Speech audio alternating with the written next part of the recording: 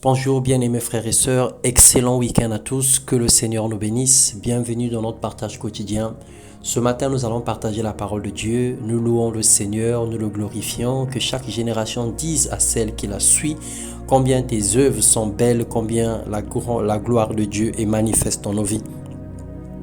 Ce matin nous allons partager la parole de Dieu, le thème de notre exhortation, l'ignorance, source de perdition. Et lorsque nous lisons dans Osée, le chapitre 4, le verset 6, il est écrit « Oui, mon peuple périt par faute de connaissance, parce que vous, les prêtres, vous avez rejeté la connaissance, je vous rejetterai et vous ne serez plus mes prêtres. Vous avez oublié la loi de votre Dieu, moi aussi, à mon tour, j'oublierai vos enfants, dit la parole de Dieu. » Mon frère, ma sœur, l'ignorance est définie comme étant l'état de celui qui ne connaît rien. Par contre, la méconnaissance qui est proche de l'ignorance, c'est l'état de celui qui connaît, mais qui connaît très mal. Nous sommes ignorants parce que nous ne cherchons pas Dieu, méconnaissants parce que nous sommes mal enseignés. Le Seigneur est souverain, il a mis à notre disposition un enseignant par excellence.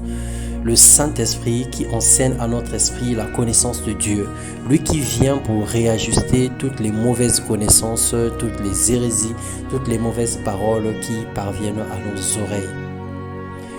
Dans Jean 14, le verset 26, la Bible déclare que « Mais le Consolateur, l'Esprit Saint que le Père enverra en mon nom, vous enseignera toutes choses et vous rappellera tout ce que je vous ai dit. » Nous sommes personnellement responsables de notre égarement, parce que nous devons premièrement chercher le royaume de Dieu et sa justice. Cela devrait être notre priorité et désirer l'aide du Saint-Esprit. Le simple fait que nous ne le faisons pas, le simple fait que nous ne cherchons pas l'aide du Saint-Esprit, nous restons avec des connaissances et ivresses, que nous restons avec la lettre dans la tête et que l'Esprit ne fait pas son œuvre pour nous emmener à la profondeur ou à l'exégèse de la parole de Dieu. Le Seigneur sait qu'il y a bel et bien des analphabètes, des personnes qui n'ont jamais été à l'école, qui ne peuvent pas lire la Bible, qui ne peuvent pas interpréter. Donc, des personnes qui n'ont pas eu accès aux études. Le moyen ultime qu'il utilise pour communiquer avec ce genre de personnes ou pour leur donner de la connaissance, c'est qu'ils passent par leur esprit. Ils passent par leur esprit. Le Saint-Esprit enseigne à leur esprit la parole de Dieu. Et personne ne tiendra Dieu pour responsable parce que le Seigneur, il utilise tous les moyens pour que sa connaissance arrive à toutes les oreilles et à tous les esprits. Cette connaissance ne concerne pas seulement la méditation de la parole ou de la Bible ou être enseigné de façon académique, mais avoir une intimité avec Dieu et le Saint-Esprit.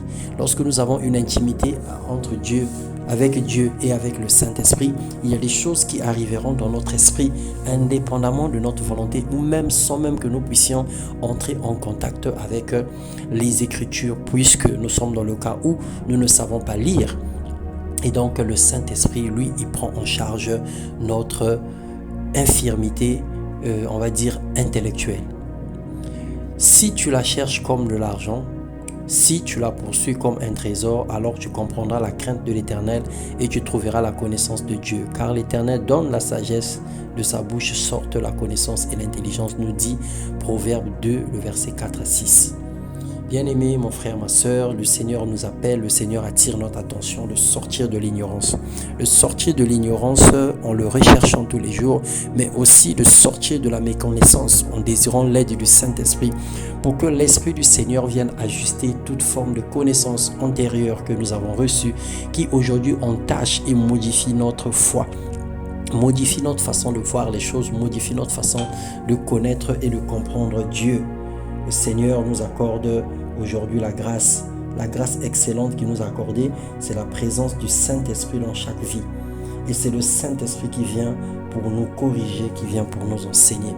Alors fais une intimité, recherche une intimité avec Dieu, recherche une amitié avec le Saint-Esprit et fais-lui confiance, confie-toi totalement à lui afin qu'il t'emmène au-delà de la connaissance humaine, qu'il t'emmène aussi loin que tu devras aller avec le Seigneur.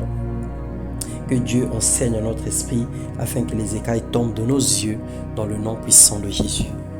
Amen.